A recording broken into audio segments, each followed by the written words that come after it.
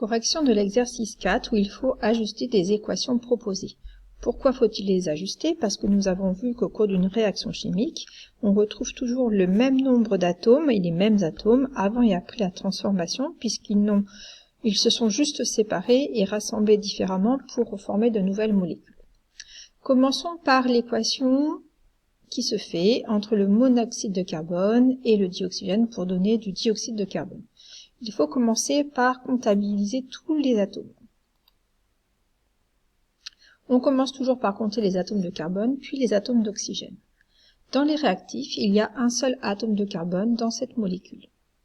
Dans les produits, il y a aussi un seul atome de carbone dans le dioxyde de carbone.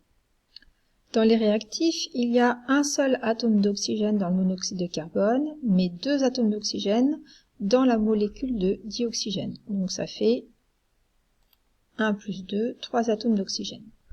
Dans la molécule de dioxyde de carbone, il y a 2 atomes d'oxygène. Donc on voit que les atomes d'oxygène ne se conservent pas puisqu'il y en a un en moins dans les produits.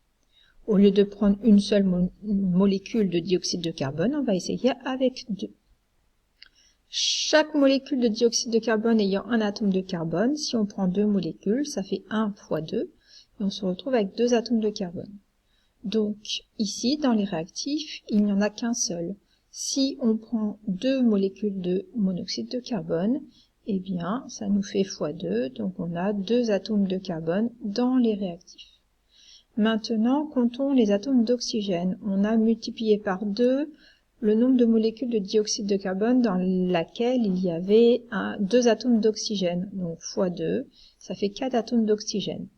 Ici, nous avons multiplié par 2 le nombre de molécules de monoxyde de carbone. Donc 2 fois 1 atome d'oxygène, ça fait 2 atomes d'oxygène ici.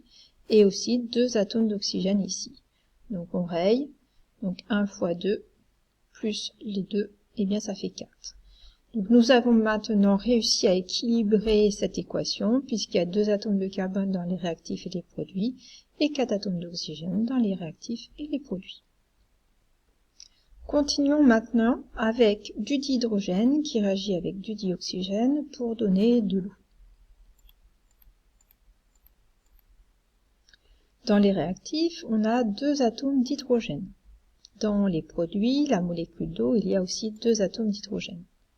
Dans les réactifs, il y a 2 atomes d'oxygène, et dans la molécule d'eau, il n'y en a ici qu'un seul. Donc, il nous manque un atome d'oxygène dans les produits, on va prendre 2 molécules d'eau. Donc, du coup, ici, ça nous fait, dans une molécule d'eau, il y avait un atome d'oxygène, si on prend 2 molécules d'eau fois 2, donc ça nous fait 2 atomes d'oxygène.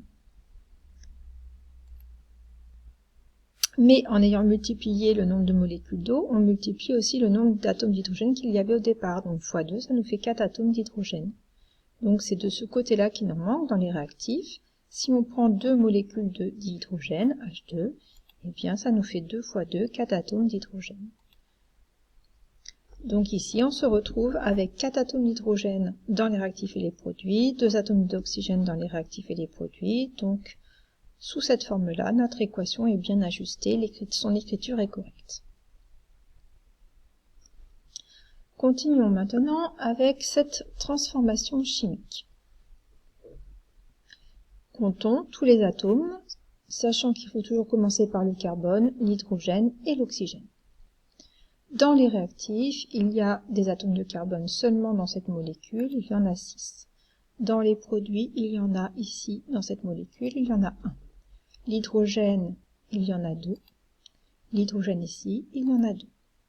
Pour l'oxygène, attention, il y en a dans 2 molécules. 1 ici, 2 ici, donc 1 plus 2, ça nous fait 3 atomes d'oxygène. Et dans les produits, 2 atomes d'oxygène ici et 1 seul ici, donc 2 plus 1, ça nous fait 3 atomes d'oxygène. Donc on va commencer par les atomes de carbone. On voit qu'on n'est pas du tout à l'équilibre.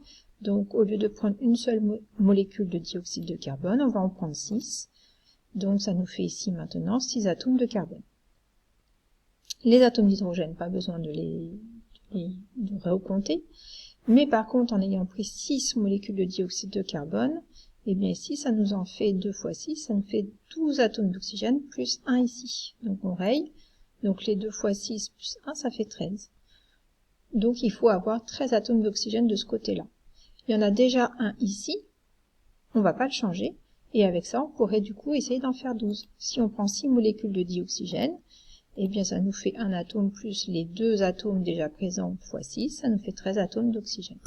Donc ça y est, on est à l'équilibre, 6 atomes de carbone de chaque côté, 2 atomes d'hydrogène de chaque côté, 13 atomes d'oxygène de chaque côté. Notre équation est équilibrée.